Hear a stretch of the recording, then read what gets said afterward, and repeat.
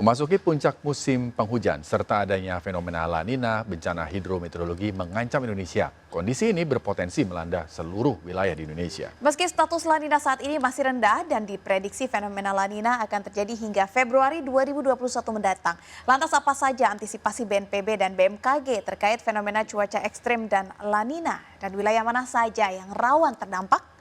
Dan informasi selengkapnya kami akan hadirkan dalam laporan khas Flogansa bersama Safinas Nasyar beberapa waktu lalu.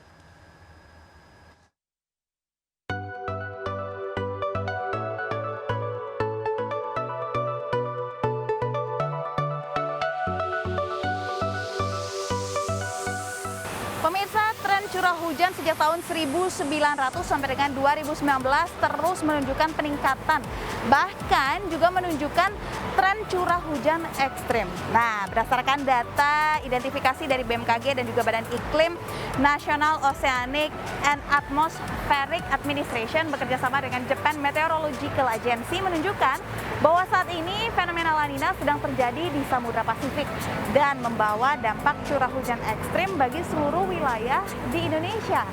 Lantas bagaimana BMKG mengantisipasi fenomena La Nina dan wilayah mana saja ya yang terdampak dari fenomena ini? Kita coba cari tahu yuk, let's go. Allahu Akbar, la ilaha illallah.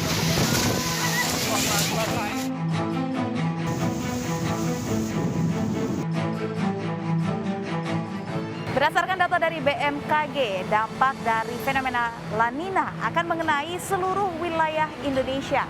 Dampaknya adalah curah hujan dengan intensitas lebat melampaui 40%. Pada bulan Oktober sampai dengan November 2020, curah hujan tinggi diprediksi akan terjadi di seluruh wilayah Indonesia kecuali Sumatera. Sementara dari bulan Desember 2020 hingga Februari 2021, curah hujan tinggi diprediksi akan terjadi di wilayah Kalimantan bagian timur, Sulawesi, Maluku hingga Maluku Utara, serta Papua.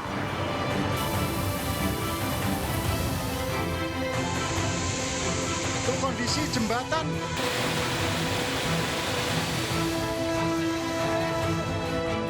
masuk juga saat ini posisinya juga masih low to moderate, Mbak, belum strong.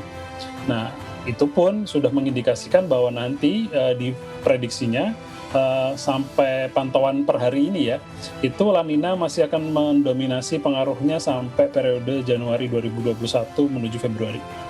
Nah, nanti di mana kita ketahui bahwa Januari Februari aja secara alamiah kita bisa banjir ya, banyak daerah yang curah hujan tinggi. Itulah kenapa kita langsung membentuk kewaspadaan sedari dini gitu. Karena ketika La Ninanya ini kuat, maka pengaruh hujannya akan cukup signifikan dalam periode 3-4 bulan. Nah, ini yang kita pantau terus. Wilayah mana saja Pak yang perlu diantisipasi? Kalau tadi saya sudah riset, memang tidak semua wilayah terdampak dari La Nina ini. Ya, sebetulnya akan bervariasi, Mbak. Per bulannya itu akan bervariasi. Tetapi secara dominan memang Indonesia bagian tengah ke timur yang paling terdampak sebetulnya ya.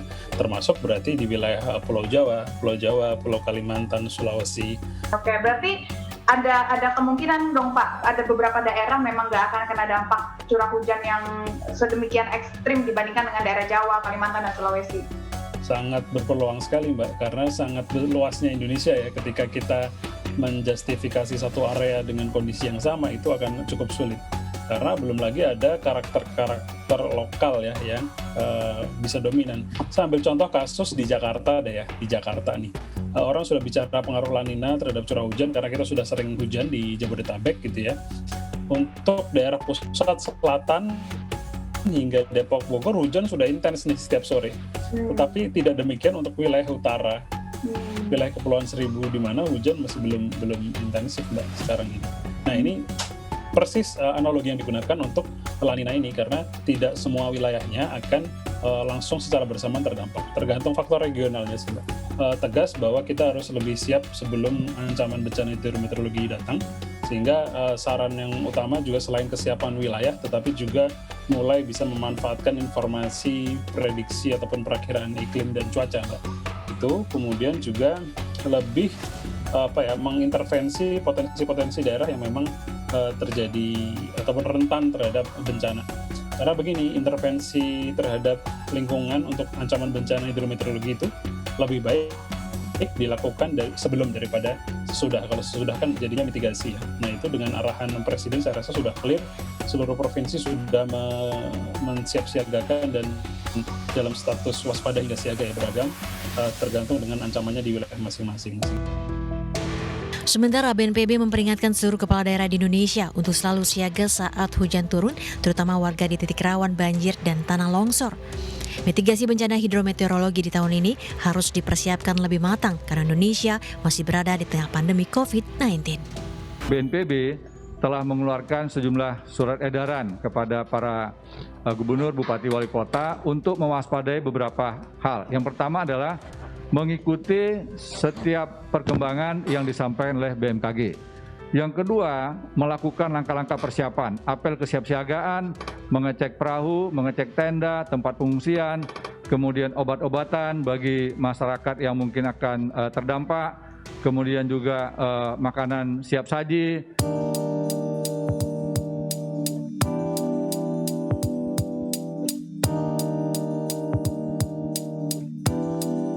Pak Haji udah tahu belum kalau sekarang curah hujan ini lagi meningkat karena adanya fenomena La Nina? Oh, kalau fenomena La Nina sendiri saya belum tahu apa. Oh, belum tahu. Iya.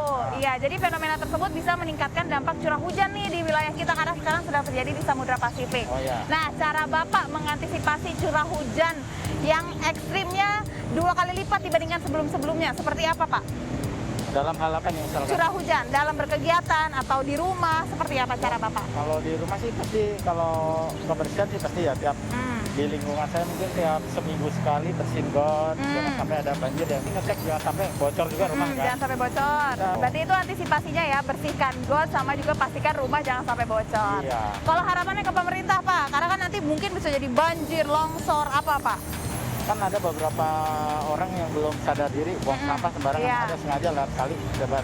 Sebenarnya butuh hanya cukup sebenarnya dia nyediain tempat khusus, misalkan truk sampah dia kan taruh kotak, dia mau tiap 2 minggu atau seminggu sekali diambil, jadi orang buang tinggal ke situ.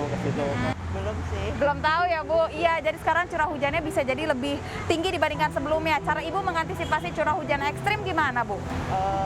Selama ini saya nggak lupa bawa jas hujan, bawa payung.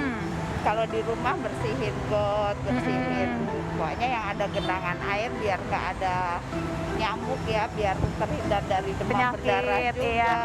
Ya untuk pemerintah mungkin dengan adanya pembersihan sungai, biar sampahnya nggak numpuk, biar nggak terjadi banjir kan, karena kalau ada banjir kan banyak penyakit juga ya.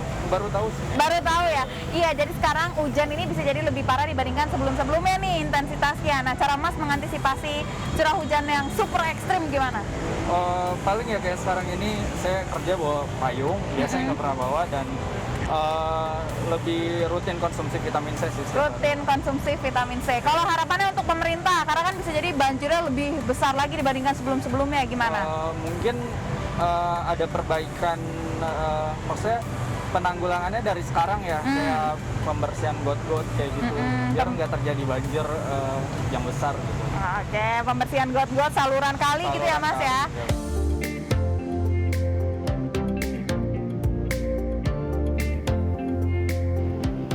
Nah, pemirsa, diharapkan Anda untuk terus waspada dan mengantisipasi dampak dari fenomena La Nina ini yang berupa curah hujan tinggi. Salah satunya adalah memperbaiki saluran air, lalu meningkatkan kapasitas dari tampungan air.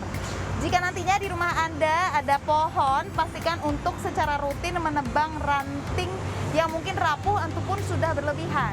Dan jika Anda berkegiatan di luar rumah, pastikan untuk terus berhati-hati ketika cuaca tidak bersahabat. Dari Jakarta, Syafina Nasyar, Eko Miyadi, Maria Oktober, iNews melaporkan.